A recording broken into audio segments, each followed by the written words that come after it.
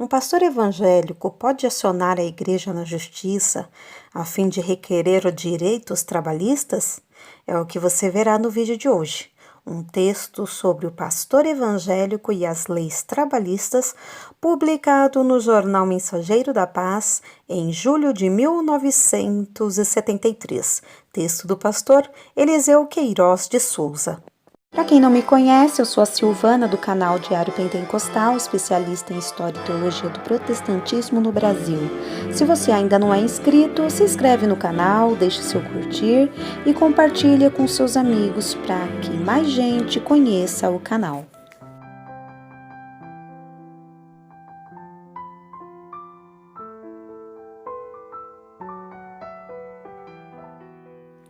De vez em quando temos notícias de casos que pastores levaram a igreja perante a justiça secular, pleiteando indenizações quando, por qualquer motivo, tenham sido dispensados das suas funções na igreja. O que vi ainda foi a justiça dar ganho de causa em tais casos. A nossa intenção ao escrever este artigo é lançar um pouco de luz sobre este importante assunto a fim de livrar alguma igreja de exploração por parte de algum inescrupuloso mercenário que, às vezes, por meio de ameaças, procura extorquir dinheiro dizendo ter direito a isso. E dessa maneira, alguns têm conseguido lograr os seus intentos. Só que perante a justiça eles jamais ganhariam tais causas. Até já ouvi um dizer que gostaria que a igreja o despedisse só para ele requerer os seus direitos. Eu tive dó em ver tanta ignorância misturada com malícia. Na verdade, nenhuma igreja, salvo em várias exceções, deve deixar um obreiro abandonado. Mesmo no caso de ser necessário que ele saia por algum motivo que o tenha incompatibilizado com a igreja, deve ser ajudado a arranjar outro lugar, e isso sem prejuízo da sua manutenção, prevalecendo, nesse caso, o espírito cristão e humano, o qual deve estar muito acima de qualquer direito ou preceito legal. Todavia, o obreiro cristão não deve pensar que o seu ministério e o seu trabalho estejam assegurados por direitos e leis trabalhistas. Nem a igreja, nem a função de pastor estão enquadrados nos princípios que regem as referidas leis. A igreja não pode ser considerada empregadora, visto não exercer as atividades para fins econômicos ou lucrativos, como estabelece a lei. A finalidade das atividades da igreja é essencialmente espiritual. O artigo 2º da Consolidação das Leis de Trabalho diz: considera-se empregador a empresa que, assumindo os riscos da atividade econômica, admite, assalaria e dirige a prestação pessoal de serviço. Ora, empregado é a pessoa física que exerce uma atividade profissional por conta de outra e, como resultado, recebe uma remuneração em troca da utilização do produto do seu trabalho. E o trabalhador do Evangelho, embora execute um trabalho árduo, o seu trabalho é espiritual, não está produzindo nenhum manufaturado para uma empresa qualquer. Não é contratado por ninguém na forma da lei. Não existe o propósito de trabalhar para outro como empregado assalariado. E não sendo empregado de ninguém, não pode pretender enquadrar-se nos direitos e nas leis do trabalho, como seja direito a férias, salário família, 13º salário, indenizações e etc. Tudo isso, na verdade, pode ser feito, mas de modo voluntário e dentro do espírito de solidariedade e nunca por forças de lei.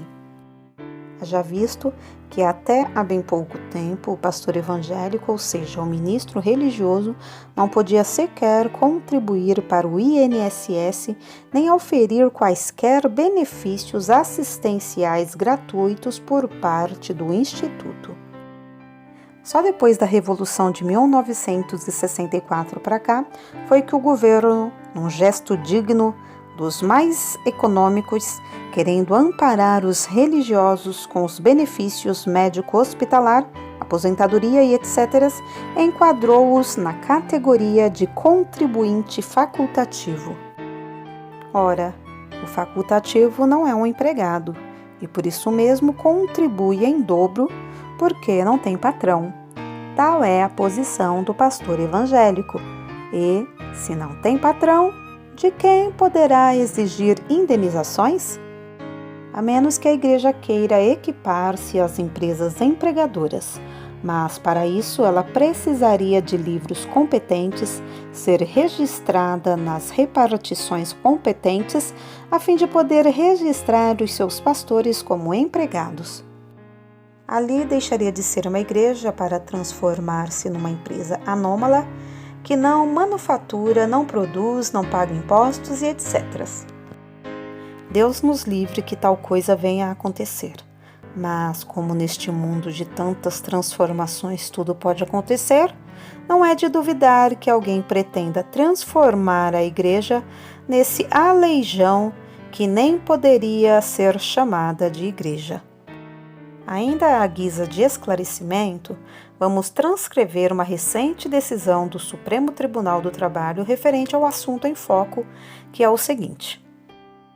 O Tribunal Superior do Trabalho acaba de confirmar decisão da primeira Junta de Conciliação e Julgamento de São Paulo, sentença prolatada pelo juiz Amaury Mascaro Nascimento, que negou a existência de relação de emprego entre um pastor protestante e a igreja. Segundo acentuou o magistrado, o pastor não é uma profissão. Sua atividade é de ordem preponderantemente espiritual.